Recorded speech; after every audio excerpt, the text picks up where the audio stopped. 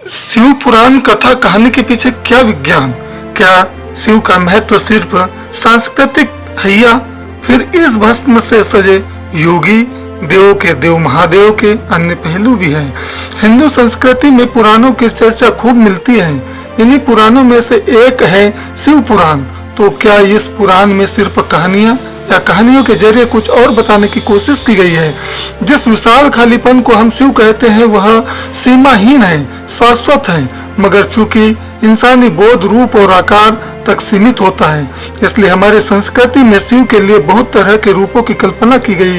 गुण समझ से परे ईश्वर मंगलकारी, संभव, बहुत नादान, भोले, वेदों, शास्त्रों, तंत्रों के महान गुरु और शिक्षक, दक्षिण मूर्ति, आसानी से साफ कर देने वाले आशुतोष, स्पष्टता के ही रक्त से रंगे भैरव, संपूर्ण रूप से स्थिर अचलेश्वर, सबसे जादुई नर्तक नटराज आदि, यानी जीवन के जितने पहलू हैं उतने ही पहलू शिव के बताए गए हैं। आमतौर पर दुनिया के ज्यादातर हिस्सों में जिस चीज को लोग देवी या ईश्वरीय मानते हैं उसे अच्छा ही दर्शाया जाता है, लेकिन अगर आप शिव पुराण को ध्यान से पढ़े तो आप शिव की पहचान अच्छे या बुरे के रूप में नहीं कर सकते।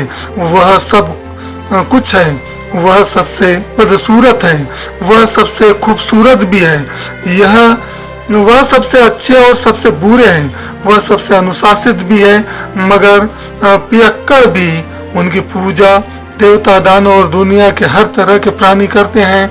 हमारी तथाकथित सभ्यता ने अपनी सुविधा के लिए इन हजम ने होने वाली कहानियों को नष्ट भी किया, मगर शिव का सादा दरअसल इसी में है। शिव की शख्सियत जीवन की पूरी तरह विरोधाभासी या विरोधी पहलुओं से बनी है। अस्तित्व के सभी गुणों का एक जटिल संगम एक ही है, इंसान के अंदर डाल दिया गया है। क्योंकि अगर आप इस प्राणी को स्वीकार कर सकते हैं तो समझ लीजिए आप पूरे जीवन से गुजर चुके हैं। जीवन के साथ हमारा सारा संघर्ष यही है कि हम हमेशा यह चुनने की कोशिश करते हैं कि क्या सुंदर है और क्या नहीं, क्या अच्छा है और क्या बुरा।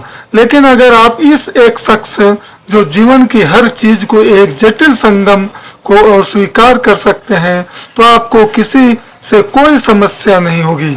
शिव पुराण कहानी के पीछे क्या विज्ञान? अगर आप शिव पुराण की कहानियों पर ध्यान दें तो आप देखेंगे कि इसमें सापेक्षता के सिद्धांत और क्वांटम मैकेनिक्स के सिद्धांत पूरी आधुनिक भौतिकी को बहुत खूबसूरती से कहानियों के जरिए अभिव्यक्त किया गया है।